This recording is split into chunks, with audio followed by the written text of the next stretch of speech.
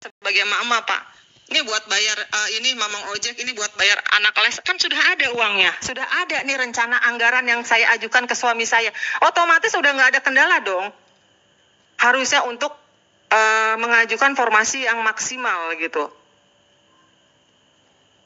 Lalu yang keempat,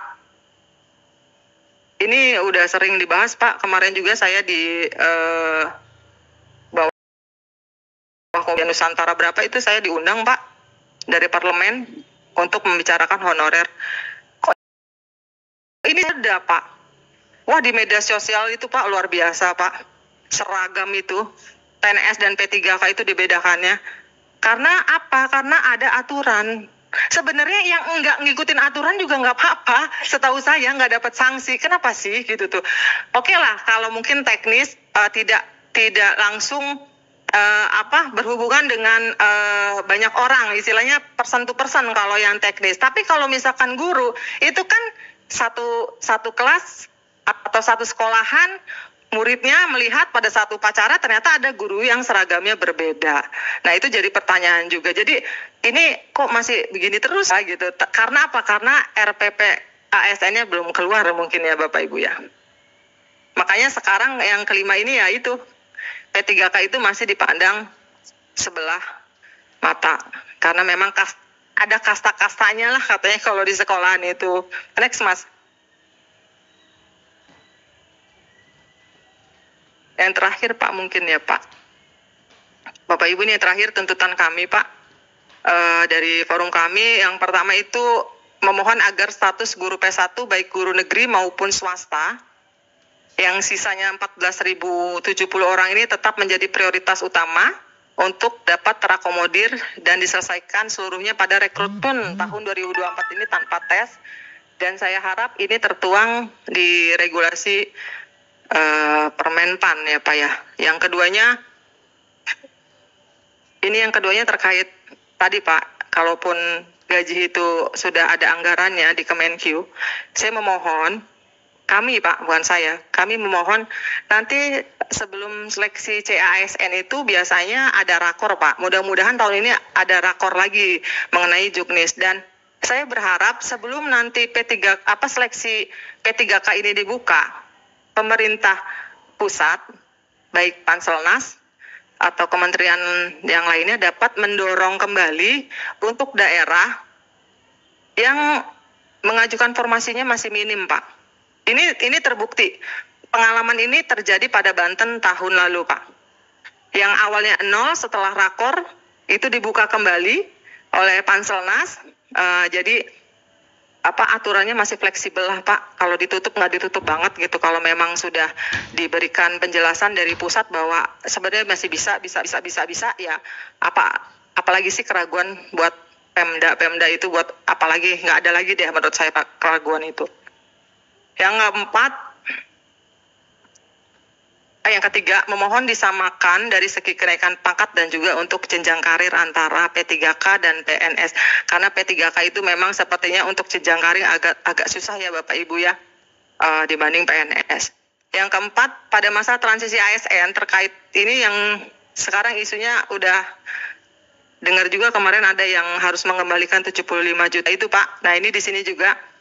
Pada masa transisi ASN terkait munculnya undang-undang ASN berakibat banyak P3K yang direkrut sudah berusia tua. Yang tadi saya bilang bahkan lebih dari 50 tahun. Untuk itu mohon dipertimbangkan berdasarkan TMT Dapodik dan pertimbangan lainnya, sekalipun pensiun di status tenaga ahli muda tetap bisa bertugas sampai 60 tahun dan berhak mendapat uang pensiun dengan formulasi apapun. Yang kelima Pak, memohon agar menghapus kontrak P3K dan otomatis diperpanjang sesuai dengan usia masa pensiun. Dan ini mudah-mudahan bisa menjadi bahan masukan dari Komisi 10. Next Mas. Dan bisa disampaikan dalam rapat kerja, mudah-mudahan ada rapat kerja ya Pak, Bapak Pimpinan dan Bapak Ibu Dewan. Terima kasih banyak. Kurang lebihnya saya mohon maaf. Mungkin ada 2 lagi Pak, ini yang agak riuh juga. Terima kasih. Wassalamualaikum warahmatullahi wabarakatuh. Bu, sebelum diserahkan kalau ada tambahan, cuma kalau harus yang berbeda. Iya, Pak. Ininya apa masalahnya, jangan sampai itu lagi kan? Iya. Supaya kalau soal yang tadi berputar gitu, Iya, udah Pak. hafal saya Iya. jilid 1 sampai 10 Pak Ferry udah. Karena udah 4 tahun juga, Pak. Nah, cuma kan artinya di sini jangan sampai nanti ada duplikasi penjelasan. Siap. Silakan. Ini agak-agak ini ya, Bu. Mau itu nggak? Dibilang aja, Bu. Apa-apa. Ada spesifik ya, jadi ada perbedaan, jangan sampai semua sama semua kan gitu. Kalau tidak ada spesifiknya jangan, kita cukupkan aja. Baik Bapak, Assalamualaikum warahmatullahi wabarakatuh.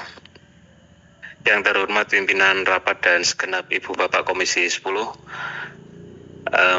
Langsung saja ya, jadi mungkin sudah dijelaskan dan kita sudah tahu, bukan rahasia lagi bahwa intinya untuk ternyata tidak hanya P1 tetapi juga ada guru-guru, forum guru yang lain juga seperti guru honor juga, karena memang semuanya sudah ada undang-undang, sudah ada aturannya, jadi memang kewajiban pemerintah untuk segera menuntaskannya.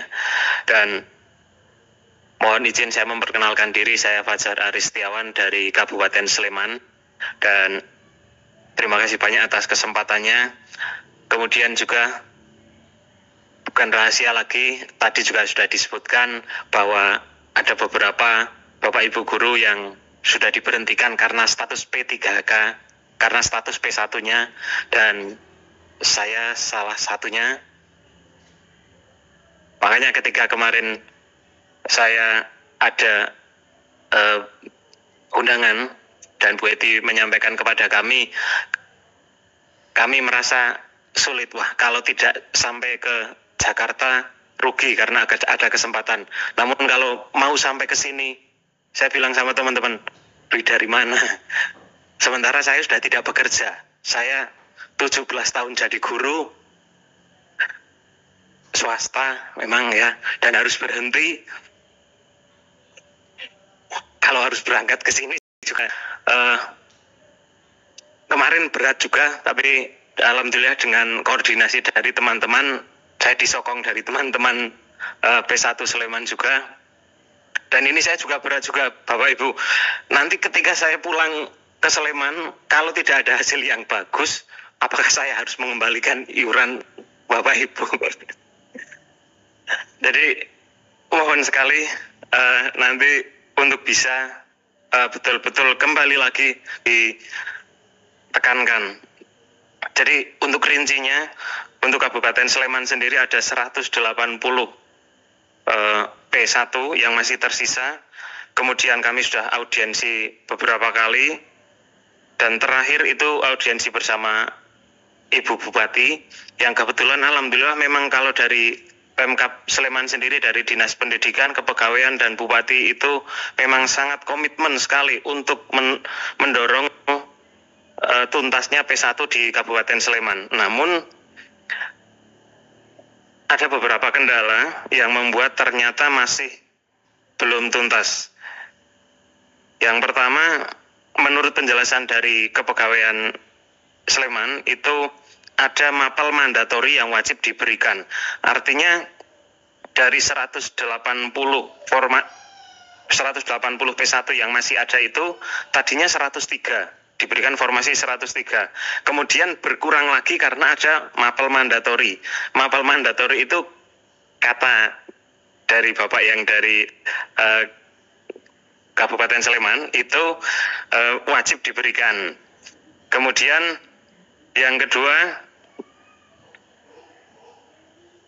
dari Dinas Pendidikan menyampaikan bahwa kita tidak bisa memberikan formasi karena di dalam Dapodik formasi gurunya atau lowongan guru di sekolah itu tidak ada. Sebagai contoh, guru bahasa Inggris P1-nya ada 51, tetapi di aplikasi Dapodiknya itu yang kosong hanya ada 3. Maka tentu tidak bisa memberikan semuanya masuk di sekolah itu. Nah, itu permasalahan yang ada di Kabupaten Sleman. Maka dari audiensi tersebut, Ibu Bupati memberikan saran usulan. Yang pertama adalah seperti tadi juga sudah disampaikan, ternyata mungkin sejalan juga kita khususnya yang swasta mungkin tidak mau juga kalau menggeser dari yang honor negeri, maka kalau bisa memang dari swasta ya ditempatkan di swasta, meskipun mungkin sudah beberapa kali dibahas katanya tidak bisa, tapi kan kita pengalaman ada di Indonesia, DPK itu kan ditempatkan di swasta nyatanya bisa, tergantung mau atau tidak pemerintah. Kalau mau ya ayo, kalau memang niat mau menuntaskan, kalau tidak ya maka akan selamanya menjadi permasalahan itu. Kemudian usulan yang kedua dari Bupati adalah dengan memberikan atau mengangkat P1 yang mungkin belum terangkat itu di mapel yang mungkin tidak linear, mungkin tidak sesuai dengan ijazahnya. Namun nanti ada kewajiban untuk melaksanakan kuliah atau pembelajaran sesuai dengan SK yang diberikan. Dan itu sekali lagi sudah pernah dilakukan juga di Indonesia. Seperti di K2, kasus K2 dulu di Indonesia juga sudah pernah. Maka kalau kita niat, saya rasa bisa apapun masalahnya. Jadi monggo kami mohon sekali kepada Komisi 10 untuk bisa menuntaskan, dan ini tadi ada dua hal ini, kebetulan dari Bupati, dari Pemkab Sleman juga sudah bersurat kepada Kemenpan RB, namun belum ada jawaban. Semoga nanti dengan adanya dorongan dari Komisi 10 sudah ada jawaban yang baik. Begitu saja mungkin yang bisa saya sampaikan khusus rinci dari Kabupaten Sleman. Terima kasih banyak dan terima kasih. Wassalamualaikum warahmatullahi wabarakatuh. Waalaikumsalam. Cukup ya. Jadi